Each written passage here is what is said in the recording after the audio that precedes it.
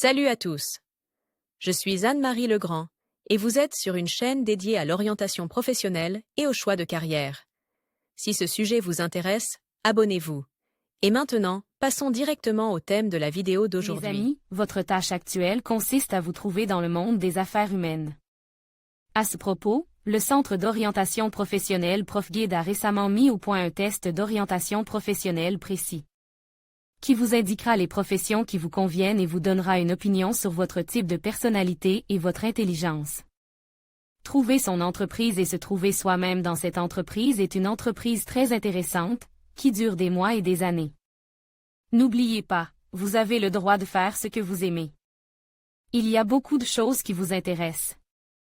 Et vous avez le droit de ne pas faire quelque chose pour lequel vous n'avez pas d'âme et pour lequel vous ne tendez pas les mains. Lisez aussi. Voulez-vous devenir conseiller d'orientation professionnelle en seulement 2 mois?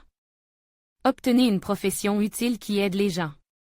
Cours d'Elmira Davidova.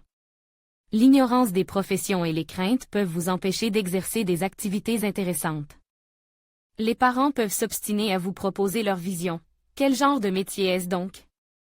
Ils peuvent dire, et vous avez une lumière qui s'éteint dans votre âme. Essaie de chercher par toi-même sans compter sur tes parents. Avant tout, cherche à savoir ce qu'il y a à faire dans le monde. Observez attentivement ce qui vous entoure, dans votre ville. Vous marchez dans la rue. Une grand-mère vend des bonnets. Qui tricote ses chapeaux et combien gagne-t-elle pour son travail?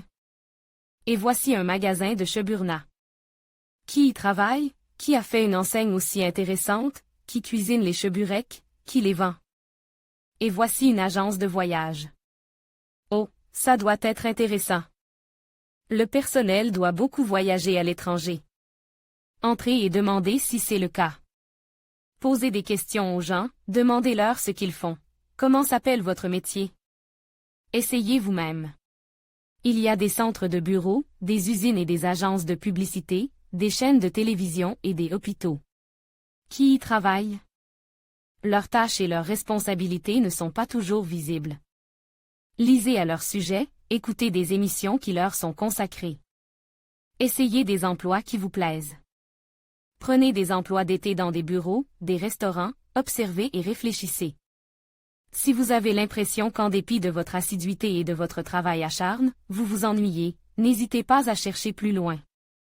Attention, avec diligence et assiduité. Les personnes paresseuses et léthargiques n'obtiendront rien d'autre dans la vie que de la nourriture et des vêtements. Que dois-je faire pour donner un sens à ma vie et en tirer du plaisir? Je sais que vous avez besoin d'être utile. Et pour être utile, il faut accumuler des choses précieuses en soi et les donner ensuite. Les personnes les plus heureuses ne sont pas celles qui ne font que prendre, mais celles qui, ayant accumulé et transforment en elles-mêmes, donnent. Qu'est-ce que je pourrais accumuler personnellement et donner ensuite? Réfléchissez essayez de résoudre le problème. Il faut arriver à un point situé au milieu de 2 cercles. Le grand cercle. C'est le cercle des objets dont vous voulez vous occuper. Personnes, textes, matériaux de construction, musique, films, animaux, plantes, nombres, images, nourriture, faites-en la liste autant que vous le souhaitez. Petit cercle. Activités que vous aimeriez faire avec ces objets, les créer, les étudier, les soigner, etc. Vous avez donc 2 listes, les objets et les actions qui en découlent. Essayez de classer ces objets et ces actions. Essayez de les associer dans des combinaisons audacieuses. Par exemple, musique, film, nourriture, documents. Où se retrouvent-ils ensemble? C'est exact, dans un restaurant, au cinéma, à la télévision. Lisez aussi et que peut-on faire avec eux, avec ces objets? Créer, entretenir, réfléchir, c'est-à-dire montrer et parler d'eux.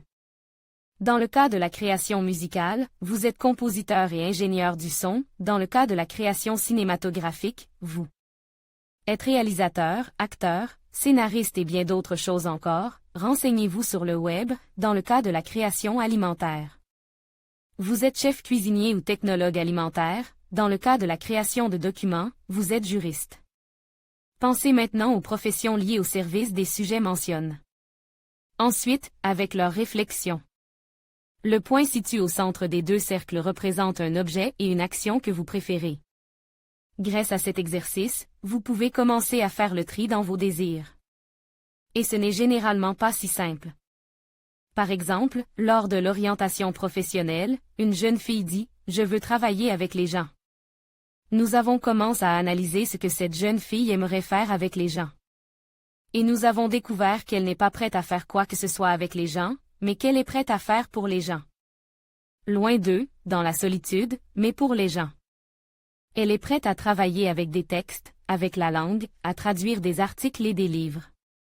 Ces coins et recoins des sentiments humains ne sont pas faciles à découvrir par soi-même, surtout si l'on ne connaît ni les professions, ni les exigences qui s'y rapportent. Il est difficile de le faire sans un interlocuteur, un spécialiste de l'orientation professionnelle. Un désir vague peut s'avérer être un désir tout à fait différent après un examen approfondi. Mais il faut essayer de se comprendre soi-même. Parce qu'il est nécessaire de penser. C'est une condition de survie dans un monde de plus en plus complexe.